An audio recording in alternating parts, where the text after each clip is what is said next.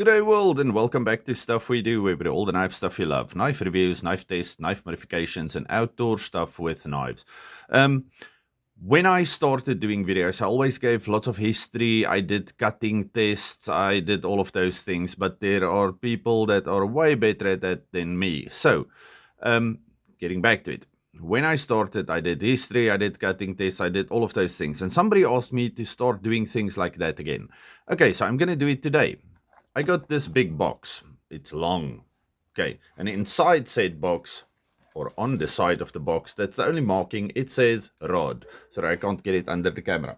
So I started looking into the word rod, which is what's a nice way of saying it? The common diminutive for male names like Rodney. Okay, so I started looking at Rodney things. This was the first poem I could find.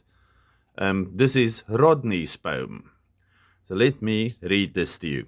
It's weird, but enjoy. She went out. She got a second opinion. Now she's afraid of the light. I cut up her credit cards. She was coming home. My house we put the mirrors of there, dogs be. Every room he leaves a pyramid. There was a worm in it. Okay. Now, if we look at the actual word Rodney, let me just find that for you. Okay, there we go. Rodney, an idler, a loafer, or a fool. Okay, and it is mostly considered derogatory, but it has been developed in several sectors. The mining sector, from 1840s, we could find it in literature, commercial fishing, and also in nautical applications. Now, why did my box say Rodney? Because inside I got a rod. Okay, now this is a sharpening rod.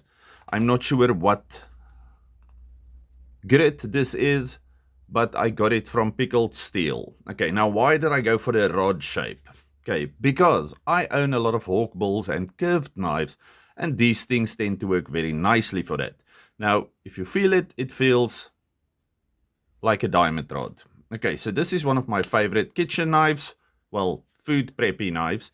It's the Ganzo 761, and I love this thing. Now, when you are going to sharpen this, you start right at the heel and you just follow the curve. Now, normally I do like 10 swipes in a direction before I change direction, but you just do this to hone it a bit and get it back to its razor sharp awesomeness.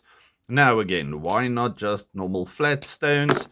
Because I said already, I like curved knives. Now, these curved knives, same thing. You start as close as you can. You see I'm turning it not flat. I'm turning it a bit to the side so we can get into that radius a bit better. So we start at the sharpening tool and we just keep cutting while holding the same angle.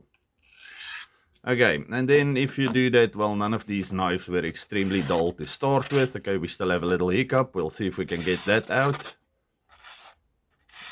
Yeah, you see a little hiccup about right there. So we'll see if we can do that. Yes, you should cut phone book paper and all of that stuff. Yeah, this one seems better. Because if you cut normal paper, it just shows you that the knife is sharp enough to use. But it's a good way of seeing where you still have some problems. Okay, so we are concentrating on that middle part. Just to see if we can get that niggle out. Okay, don't put pressure on this stuff too much. Let the diamond, the awesomeness, do their job. Okay, let's see if we got rid of that little niggle. Now nothing is working.